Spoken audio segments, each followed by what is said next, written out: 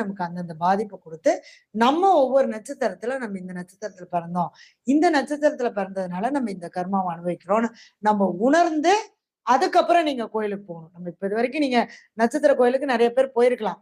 ஆனா எதுக்கு ஜோசியர் போனேன் சொன்னாங்க, நட்சத்திர கோயிலுக்கு போயிட்டு வாங்கன்னு சொன்னாங்க, போனேன். ஆனா இந்த பதிவை நீங்க பார்க்கும்போது நம்ம என்ன கர்மாவை நம்ம வாங்கிட்டு வந்தோம், அப்ப அந்த கிரக ரீதியா அந்த உறவு ரீதியா நம்ம எப்படி இருந்துக்கணும், அது அவங்க அந்த உறவு ரீதியா நம்ம கொடுக்கக்கூடிய மரியாதையும் அன்பையும் அவங்களுக்கு நம்ம கொடுக்கணும். மரியாதை கொடுக்க வேண்டாம், அன்பை கொடுங்க. அந்த ஒவ்வொரு உறவுக்கும் நம்ம அன்பை கொடுக்கும்போது நிச்சயமா நம்மளுக்கு இந்த கிரகத்தினுடைய தாக்கங்கள் குறையும். இதுல உங்களுக்கு ஃபர்ஸ்ட் இப்ப பார்த்துட்டு இருக்கிறவங்களா இருந்தா நீங்க கொஞ்சம் ஃப்ரண்ட்ல போயிட்டு 27 நட்சத்திரத்துக்கும் நம்ம சொல்லியிருக்கோம். 27 நட்சத்திரத்துக்கு சொன்ன பாயிண்ட்ஸ் எல்லாம் வேணா கம்மியா இருக்கலாம். ஆனா கோயில்கள் எல்லாமே உங்களுக்கு ரொம்ப அற்புதமா நமக்கு யூஸ் ஆகும். சரிங்களா? கண்டிப்பா எங்க போனாலும் என்ன செய்யணும்னா நம்பிக்கையோட போகணும். அப்பதான்